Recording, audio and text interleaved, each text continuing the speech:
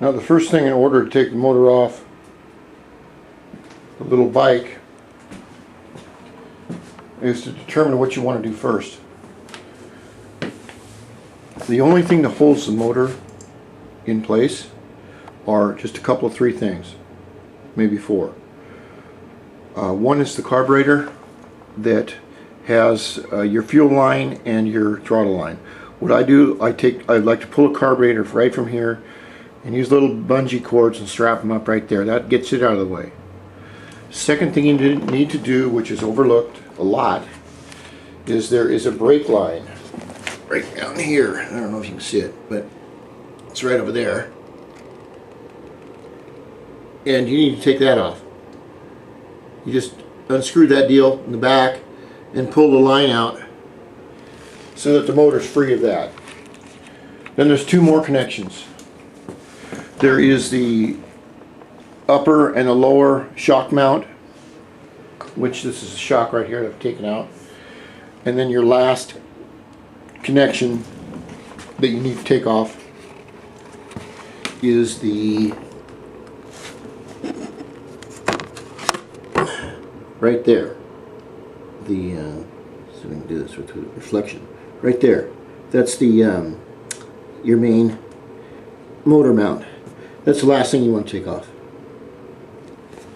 So if you decide that you want to work on your engine and that you want to take it out of your bike and work on it, what I would suggest from taking it out a few hundred times like I've done it, if you were going to work on your variator or your clutch, loosen these bolts.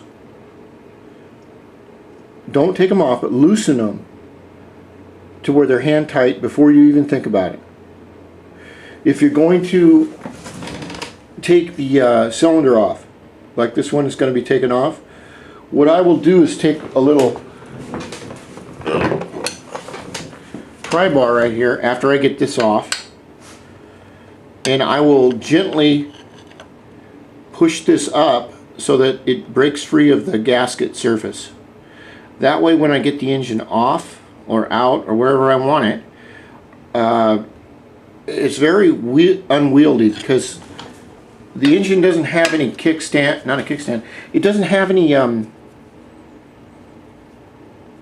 things that stabilize it. It's just, it's a little Dio engine, fully loaded, is between 36 and 40 pounds, depending how much bling you got on it. The more bling, the more it weighs.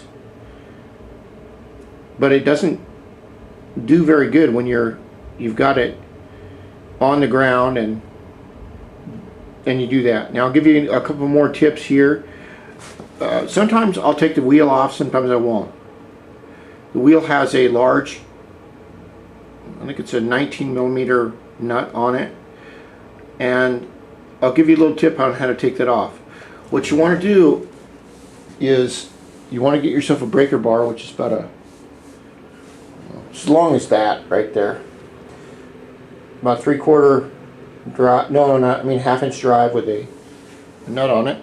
Then what you want to do is you want to have one of your friends come up, and this is the rear brake right here, and you want to just squeeze that rear brake really hard, and what that'll do is lock that wheel up so that when you go to break the nut on it, it makes it a million times easier because this is your natural wheel lock, so it works real good.